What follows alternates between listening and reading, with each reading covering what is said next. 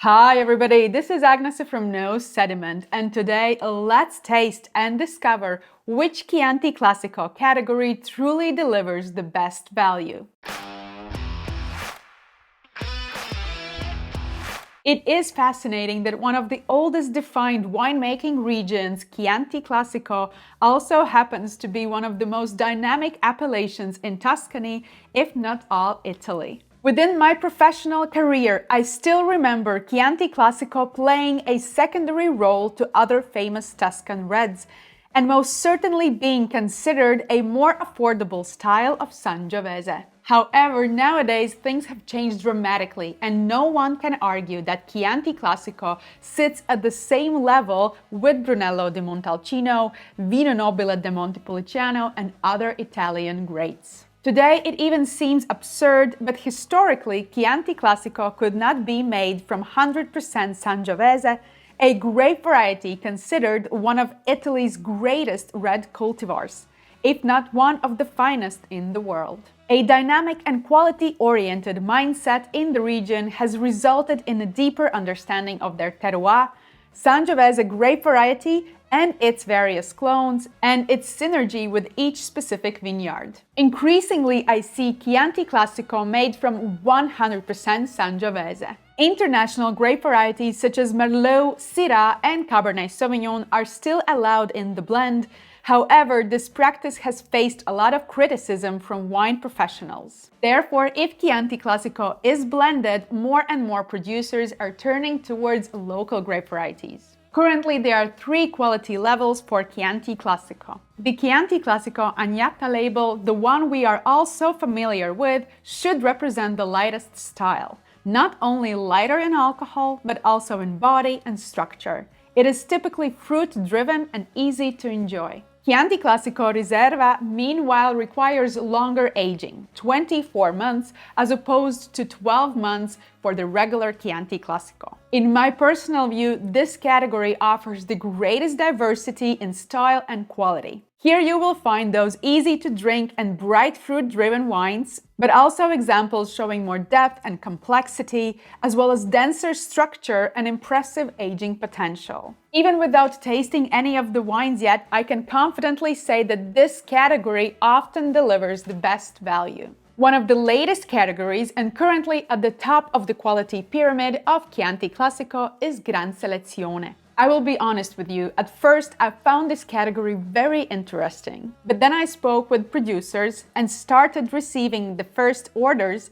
I realized that so many of these wines were previously labeled Chianti Classico Riserva. So the same wines were labeled as Gran Selezione, but all of a sudden at much higher price point, and it left me confused. While I fully understand the idea of quality hierarchy and acknowledge that producers were already making high-quality wines even before certain labels were created, the price increase simply due to the different label puzzled me. Many producers were not shy about it at all and literally admitted that it was the same exact wine. By now, however, I have made my peace with it, especially since there are so many truly great Gran Selezione wines that I enjoy oh so much. Gran Selezione wines can only be made from estate-owned vineyards, must contain at least 90% Sangiovese with maximum of 10% indigenous grape varieties, and are required to undergo aging minimum of 30 months. Additionally, Gran Selezione are currently the only category that can highlight additional geographical unit or UGA on the label. So today I will be tasting all 3 Chianti Classico quality levels side by side to discover together which one truly delivers the best value for your money. I also wanted to note that all wines featured on No Sediment are purchased by myself unless stated otherwise. And I will be tasting wines from different producers today. Despite Chianti Classico being a relatively small winemaking region, it encompasses many distinct terroirs and can be found in various styles. Therefore, I happily want to highlight the diversity of Chianti Classico instead of focusing on single producer. To add intrigue, I will be tasting these wines blind And as always, all of these wines were poured by my cameraman, so I don't know which one is which. By the way, before we truly start, you see I actually have 4 bottles and we still have only 3 categories, but I wanted to add something really old to kind of see how these wines can develop and how they can age. So let's start with wine number 1. I love the nose of Sangiovese so much. I mean, it is driven by these really bright, fresh red berries, strawberries, raspberries, and distinct red cherry, and you feel it here. But it is kind of smoked red cherry a little bit. It is maybe kind of dusted or crushed cherry. Really beautiful. And it also delivers those Mediterranean herbs like rosemary, thyme, slight spiciness like nutmeg and clove. I would assume that this wine has been aged or cellared in wood. Larger or smaller oak barrels, of course it depends. And I would assume that this is not our oldest bottle here. Let's taste this wine. All right. So here we have that kind of bright, elevated acidity, that juicy acidity that Sangiovese always delivers. We kind of have a lot of energy here in this wine. It also has that really typical elevated level of tannin, but it is not biting, it is not aggressive in any way. It is quite calm here. I would want to think that this is not the Chianti Classico Agnara, like the entry level. I would assume that this is either Riserva or it actually has quite a lot of complexity to go for Gran Selezione. I think this wine represents itself really beautifully. There's a bit of that structure, but you still have that medium plus kind of body. You don't have that muscle that sometimes you expect from Brunello. It is one of the main reasons I have fallen in love with Chianti Classico so much. Before I move on, I want to give a few points here. I think on the nose, this wine is quite complex and it is layered. You have all these kind of really bright fruit, but also some notes of that toastiness, of that smokiness, and quite beautiful structure on the palate. I will give this wine, the acidity, I will give this wine 92 points. I think it's lovely representation of where it's coming from. Let's move to wine number 2. I want to say that this wine, on the nose at least, represents a completely different style in a way. I don't feel on the nose so distinct those bright red fruits as I felt maybe in wine number 1, but here the fruit seems more kind of open. Here fruit seems riper. Not only do we have red fruit, but we also have some of that kind of blue and maybe black fruit characters. Like you have some plum here. It seems that this wine might come from maybe warmer terroir. So if wine number 1 showed that élevage in a way of smokiness, in a way through these kind of herbs, this wine shows through kind of sweeter characteristics. Like I would assume this is like vanilla, you know, sweet toast. Let's taste.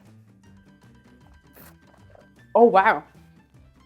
If I was talking about these kind of riper fruit characteristics on the nose, it is definitely more acidity driven on the palate. However, I had to swallow my saliva and then that sweet fruit profile came back and kind of set on your palate, set on your tongue.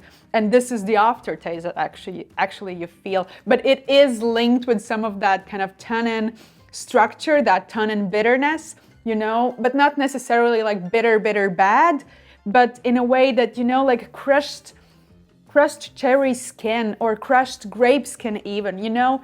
It is not bad bitterness, it just adds structure and it adds elements. And it actually sits on the palate quite long.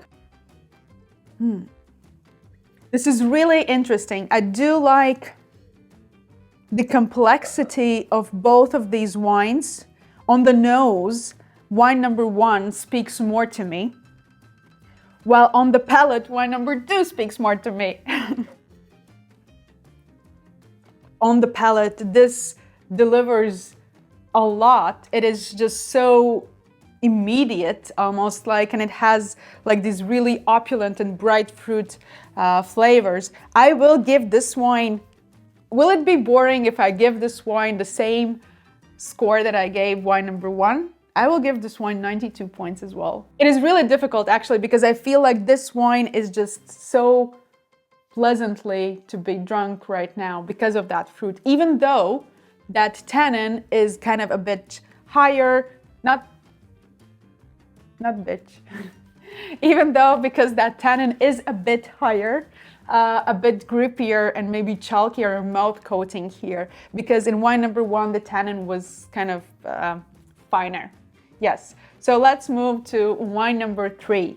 This is, I can tell you right away exactly, this is the oldest example of these 4 wines. So this is the wine that I added in this blind tasting to see together with you how Chianti Classico can age. And let's maybe make a game. I will describe this wine to you, and while I do this, maybe you can comment what kind of age you think it is, like how old this wine is. You don't need to put like a vintage, but just how old. Is it old enough to order its own wine? Okay, so color-wise, this wine is much browner, kind of like garnet. It has some orange hint, and it shows so much sediment, like it's just a lot. And it is definitely not bright in appearance, it is slightly cloudy. And on the nose, you feel these really intense dried cherries. We do have here and there some maybe fresher fruit, but it is really towards dried or cooked characteristics. There's also some herbs, like you can have some rosemary or dried thyme. But all in all, really complex, and maybe some like chocolate, or not chocolate, but like coffee bean coated with black chocolate. Let's taste this wine. You can actually just smell it. It is just so complex. It's telling you so much. It is just joy to smell this wine, but of course we have to taste it as well. Wow. I mean, the palette, it was just so beautifully done. And I don't know, is it winemaking here, or is it just wine perfectly cellared, or just great wine that happened to age magnificently? Because on the palate, like the first thing that when I sipped the wine, I thought, oh my God, this is Sangiovese, but where are the tannins? Like the tannins at first felt melted, kind of really almost non-existent or part of the wine. Then the acidity kicked in, because acidity for Sangiovese is usually really high, and it was kind of, this is where we got the energy still in this wine. And then you kind of felt those dried fruits, those dried strawberries, raspberries kind of linger on the palate. And then the tannin came in and it said, here I am. Because like that chalkiness, that texture that you felt on the cheeks and, you know, on the gums, not necessarily sitting on the tongue anymore. It was kind of structured around my mouth. It was just beautiful. It seemed like it was playing with me. So this wine has a lot of energy to still play with me and tease me a little bit.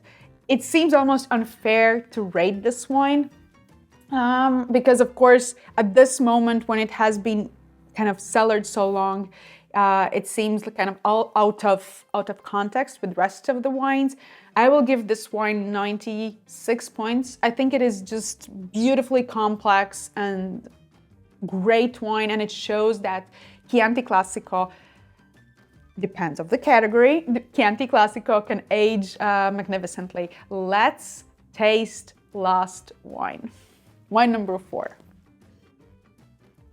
All right, so this one is much kind of brighter, and as opposed to all other wines, it really shows a bit more kind of reddish or purplish color, which you don't necessarily always expect from Chianti Classico or Sangiovese, actually. Let's be honest, we're talking about Sangiovese, because Chianti Classico can be blended, so other grapes can be added to kind of alter or increase or make the more denser color. And this also on the nose is the shyest. It's kind of, you have like tiny strawberries and you have some raspberries here and there. Maybe in the back you can squeeze out some cherries, but it is not really kind of loud and speaking, as for example wine number 2 was. It was really loud. As you are not speaking to me on the nose, let's taste. Okay, so here this wine is also kind of shy on the palate. I feel all these structural elements. I feel the warmth from alcohol. I feel like the tannin, the mouth coating Sangiovese tannin. And I feel this really bright kind of energetic acidity. But those fruit are still somewhere hiding and not particularly like expressive and long-lasting. Maybe I should pay more attention. You kind of need to chase this wine, at least on the nose, because if you really pay like a lot of attention and you talk with this wine on the nose, like you nose it a lot, you kind of can pick up few fruits. It kind of still represents that Sangiovese character really good because of the acidity, because of the structure. I mean, my saliva is coming back, like it has really high acidity. But I guess for my personal liking, I would have loved if this wine showed a bit more fruit on the palate. So I will give this wine 89 points. Shall we reveal the wines? Wine number 1. I said it might be Chianti Classico, Gran Selezione or Riserva. I thought it had really beautiful nose. It's quite... and it is still holding in the glass. That says a lot. This actually could be the highest category. Let's open it up. I love this producer and I have visited even them. Mazzei, Castello, Fonterutoli, Chianti Classico, Gran Selezione, 2019. If I'm not mistaken, they are coming from Castellina. So actually younger bottlings, 2019 this is, but younger bottlings you will find already with Uga on the label. Okay, so we gave this wine 92 points, and I think this is one of the premium examples for sure. It costs you around 45, 55 euros. Okay, let's move to wine number 2, which I gave the exact number of points, so 92, and I actually enjoyed it a lot. I thought it was more immediate. Okay, so this one is Castello di Albola Chianti Classico. So this is their regular bottling, 2023 vintage. It is actually owned currently, this is like historic estate, but it is owned currently by Zonin family, and so they have great distribution. So this wine is actually amazing value.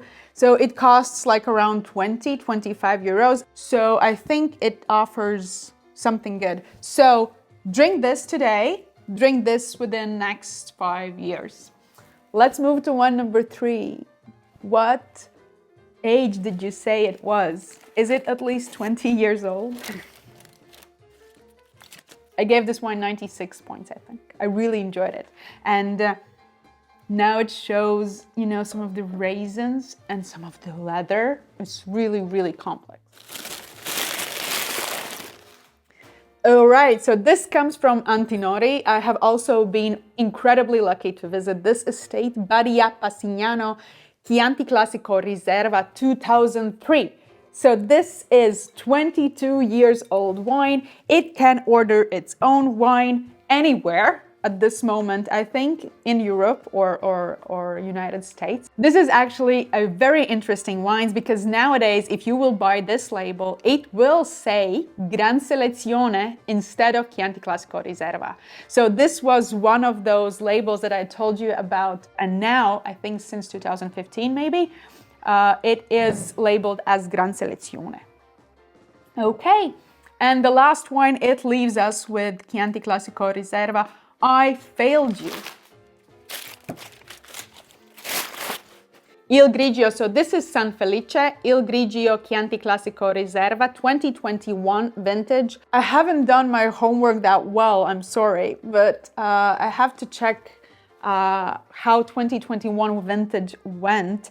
And why I told you that I failed you is because in my introduction, I said I can confidently say that Chianti Classico Riserva often offers the best value. However, today, in this very tasting, it received the least or the lowest score, kind of putting this not necessarily the greatest value for today's tasting, but there are many other Chianti Classicos, there are many other Chianti Classicos Riservas and Gran Seleziones.